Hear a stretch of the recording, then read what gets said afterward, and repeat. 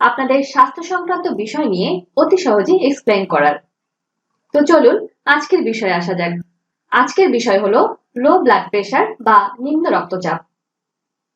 প্রথমেই জেনে নেই নিম্ন রক্তচাপ বলতে আসলে কি বোঝায়। শারীরিক দুর্বলতার জন্য যখন দেহে বিশুদ্ধ রক্তের অভাব হয় এবং ধমনী ও শিরা দিয়ে সতেজ রক্ত চলাচল করতে পারে না, তখন রক্তের চাপ কমে যায়, যেটাকে নিম্ন রক্তচাপ বা লো ব্লাড প্রেশার বলা হয়। একজন সুস্থ স্বাভাবিক প্রাপ্তবয়স্ক মানুষের রক্তচাপ থাকে 120/80 মিলিমিটার মার্কারি। একজন মানুষের রক্তচাপ 140/90 মিলিমিটার মার্কারির বেশি হলে সেটাকে বলা হয় উচ্চ রক্তচাপ, এবং 90/60 মিলিমিটার মার্কারির কম হলে বা এর আশেপাশে থাকলে সেটাকে বলা হয় নিম্ন রক্তচাপ। নিম্ন রক্তচাপ হলে মস্তিষ্ক, কিডনি ও হার্টে সঠিকভাবে রক্ত প্রবাহিত হতে পারে না, ফলে রোগী অসুস্থ হয়ে পড়েন। আমাদের শরীরের জন্য উচ্চ রক্তচাপের মতো নিম্ন রক্তচাপও ক্ষতিকারক। এই নিম্ন রক্তচাপ আসলে কি কারণে হয়ে থাকে আসুন জেনে নেই। অতিরিক্ত পরিশ্রম, দুশ্চিন্তা ও স্নায়ু দুর্বলতা, রক্ত স্বল্পতা বা পুষ্টিহীনতা, বংশে কারো নিম্ন রক্তচাপ থাকলে, শরীরে হরমোনজনিত ভারসাম্যহীনতা থাকলে। নিম্ন রক্তচাপের লক্ষণ কি কি হতে পারে জেনে নেই।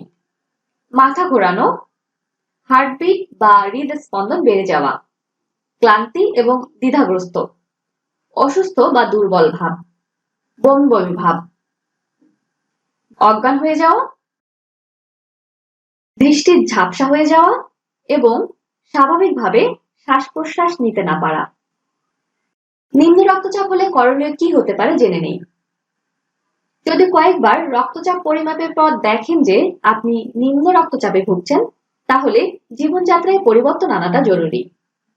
যেমন অল্প অল্প করে বারবার পুষ্টিকর খাবার খেতে হবে, বসা বা শোয়া অবস্থা থেকে ধীরে ধীরে উঠে দাঁড়াতে হবে, শোয়ার সময় শরীর থেকে মাথা অন্তত 6 ইঞ্চি উপরে তুলে রাখতে হবে, দীর্ঘ সময় দাঁড়িয়ে বা বসে থাকা যাবে না, কিছু সময় পর পর বিশ্রামের চেষ্টা করতে হবে, প্রচুর পানি খেতে হবে।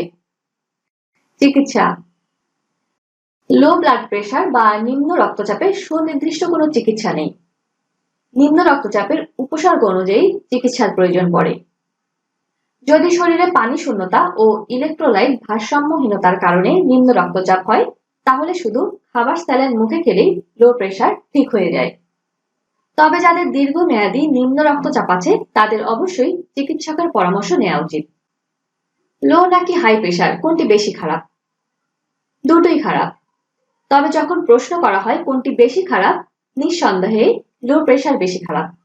কারণ হঠাৎ প্রেশার কমে গেলে তাৎক্ষণিক শরীরের গুরুত্বপূর্ণ অঙ্গ যেমন কিডনি, মস্তিষ্ক ইত্যাদি নষ্ট হয়ে যেতে পারে এবং তাৎক্ষণিক মৃত্যুও হতে পারে। তবে লো প্রেশার নিয়ে আতঙ্কিত হওয়ার কিছু নেই। জীবনযাত্রায় স্বাভাবিক কিছু পরিবর্তন আনলেই এটি নিয়ন্ত্রণে রাখা সম্ভব।